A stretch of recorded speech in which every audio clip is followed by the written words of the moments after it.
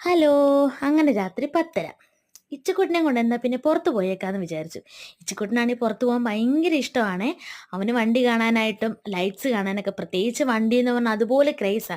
കാരണം അവൻ്റെ അപ്പനും അപ്പച്ചിക്കൊക്കെ വണ്ടിപ്രാന്തുള്ളോണ്ട് ആ പ്രാന്ത് ഇവന് കിട്ടാതിരിക്കുവോ? സ്വാഭാവികം.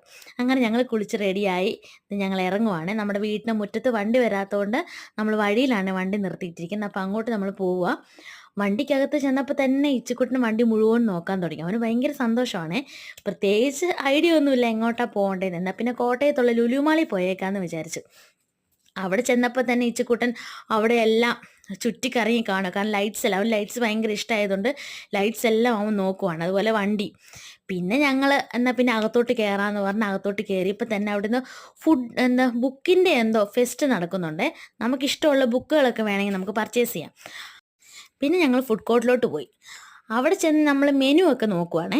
മെനു നോക്കി നമുക്ക് എന്നൊക്കെ സാധനങ്ങൾ വേണ്ടേന്നുള്ളത്. അപ്പോൾ ഹസ്ബൻഡ് ഒന്ന് വെറൈറ്റി റൈസിൻ്റെ പേര് പറഞ്ഞു. മഡ്ഫൂൺ റൈസ് നല്ല ടേസ്റ്റാന്ന് പറഞ്ഞു. അപ്പം ഞങ്ങൾ ഒരു ക്വാർട്ടർ മഡ്ഫൂൺ റൈസും പിന്നെ ഒരു ബ്രോഡ്സസ് ചിക്കനും പിന്നെ ചിക്കൻ ഫില്ലറ്റ് മേടിച്ചു. ഇത് 3 നമ്മൾ മേടിച്ചേ. അതിനകത്ത് ആണെങ്കിൽ ചിക്കൻ ഫില്ലറ്റ് നല്ല ടേസ്റ്റ് ഉള്ളതാണേ. അതൊരു മസ്റ്റ് ട്രൈ ആണേ. പിന്നെ അവൻ അവിടെയുള്ള ചേട്ടന്മാരെയൊക്കെ ആയിട്ട് ഭയങ്കര ചിരിയും കളിയൊക്കെ ഉണ്ട്. പിന്നെ ഞങ്ങൾ പോകുന്നു. ഞങ്ങൾ അവിടെ നിന്ന് കഴിക്കാനൊന്നും നിന്നില്ല. കാരണം അവൻ അന്നേരം കരയാൻ തുടങ്ങി ഇച്ചിക്കുട്ടന് വിശന്നിട്ട്. അപ്പോൾ ശരിയെന്ന് വീട്ടിൽ വന്ന് കഴിക്കാമെന്ന് പറഞ്ഞു. വീട്ടിൽ വന്ന് കഴിക്കുന്ന വീഡിയോ ഒന്നും എടുത്തില്ല. കാരണം അവൻ ഇച്ചിരി അലമ്പായതുകൊണ്ട്. പിന്നെ അവൻ അപ്പയായിട്ട് കളിച്ച് കിടന്നുറങ്ങി.